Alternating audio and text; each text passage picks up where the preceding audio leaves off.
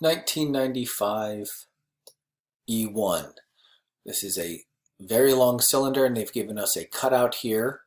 Radius is lowercase a. And it tells us that it has a positive charge distributed throughout the volume. But if you're outside, it'll be charge per unit length lambda. All right, so for part A, use Gauss's law to derive an expression of the electric field E outside the rod. So Gauss's law has us start in the usual place of Q enclosed over epsilon naught equals E dot dA. And if we have our Gaussian surface to be a cylinder that wraps around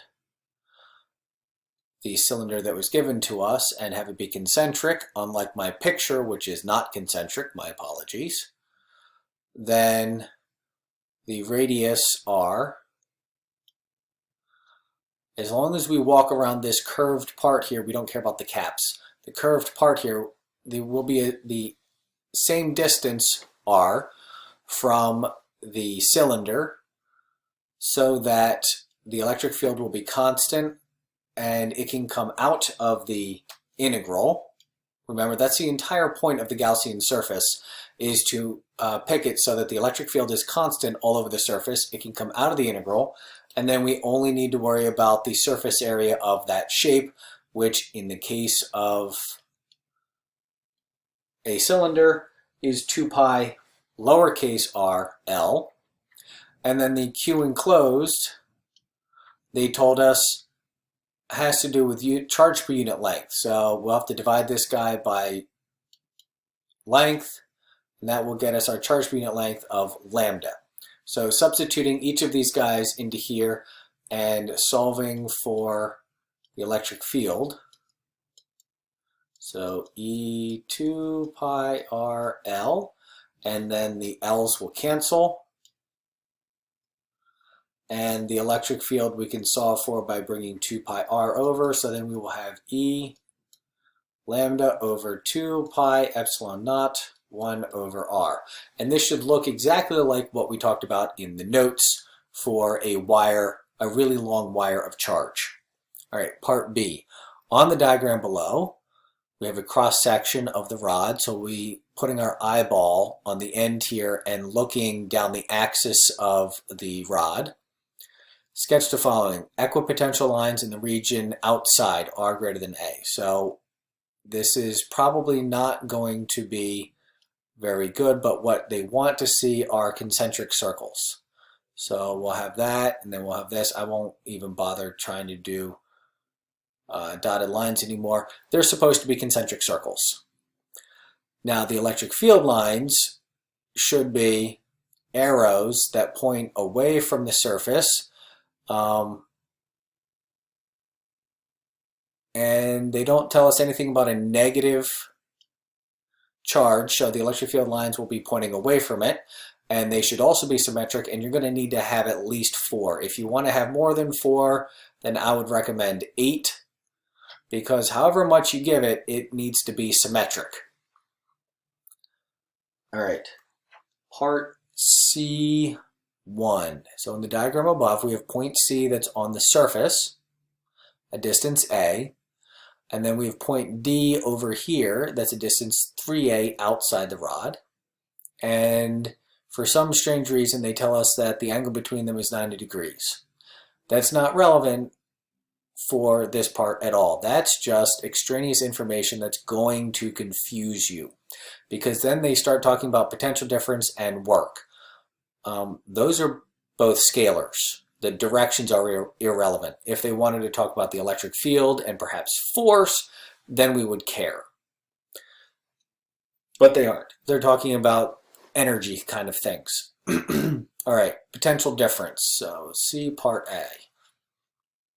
VC minus VD. So we're going to go from D to C, because it's always final minus initial. So the first guy minus the second guy is actually the last guy minus the first guy. So Then over here, we're going to need to have the relationship from where D is at 3a, so then this will be at radius of 3a, and then this will be at radius of a, and that's for the electric field dot dr. And now you're going to need to use your answer from part A. So we'll have VC minus VD on this side, and we will be integrating from 3a to a of lambda over 2 pi epsilon naught dr over r. The entire front part of this is just a constant. It goes along for the ride, and we're integrating dr over r. The integral of that will be natural log 2 pi epsilon naught natural log r 3a to a, and don't forget that minus sign. That minus sign is going to be important. And then on the left side, we're just talking about the potential difference between C and D. All right, so the fun thing that we can do with the minus sign and our limits is that we will use the minus sign to flip the limits. So then we have these limits here. And then we have ln of 3a minus ln of a. And using the rules of the logs means that we get to divide by the insides. So this will be ln of 3a over a. And hey, a over a cancels out. Don't forget your coefficient. I haven't forgotten that. I just didn't want to rewrite it because writing with this thing is kind of annoying. So we'll have lambda over 2 pi epsilon naught ln of 3. All right, part 2, which I haven't given myself a whole lot of space here. It says the work required by an external agent to move a charge plus Q from D to C. All right, so the change in potential energy, so work is going to be the change in potential energy, and that's going to be Q change in voltage. Well, we just found the change in voltage. So the work is going to be Q times lambda times the natural log of 3 all over 2 pi epsilon naught. Now, if you're looking at this and you're saying, hey, wait a second, I used my answer in A as my starting point in C, and then I used my answer in C1 as my starting point in C2.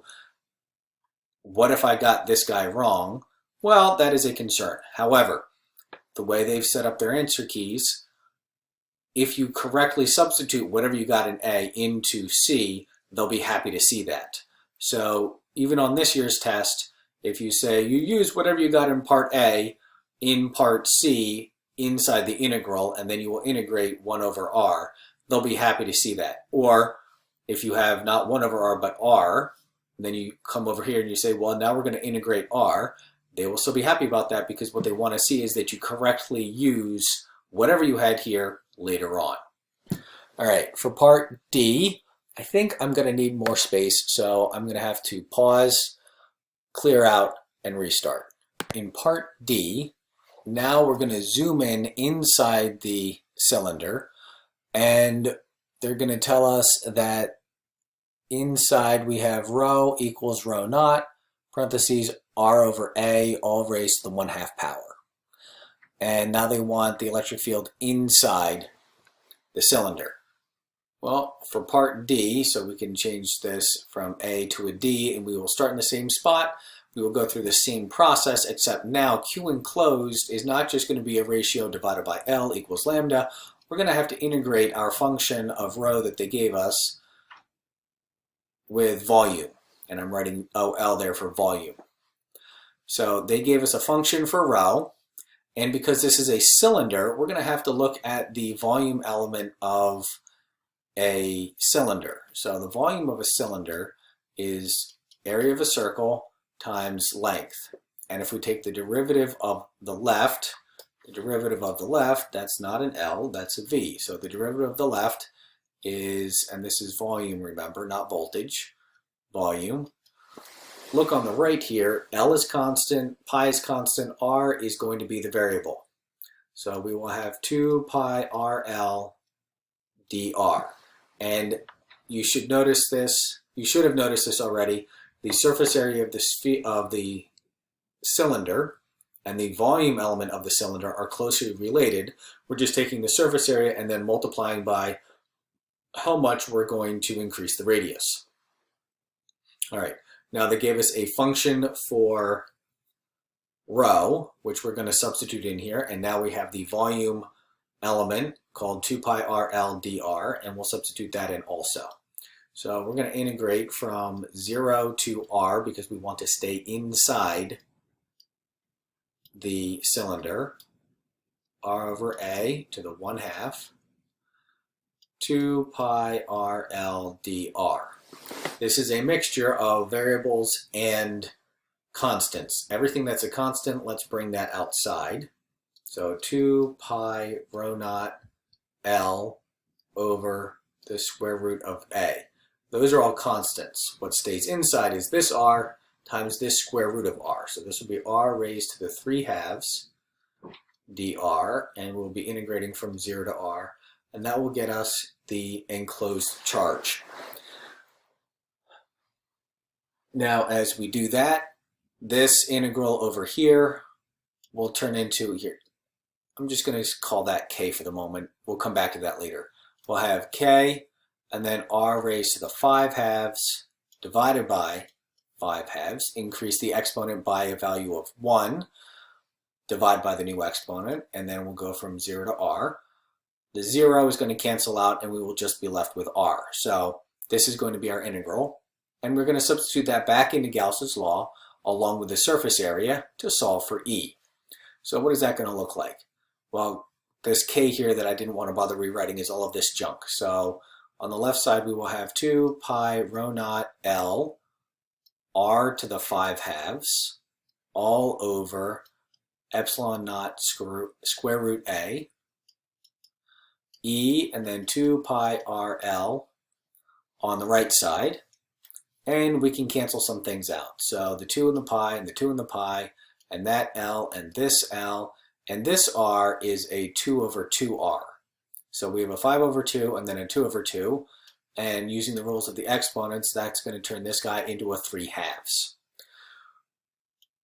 So what does that make our equation end up looking like since I've now canceled pretty much everything on the right side? What survived on the left? Well, we have a rho naught, we have an R raised to the 3/2, and on the bottom we have epsilon naught and the square root of A. Oh, wait a second, and we also have this 5/2 here.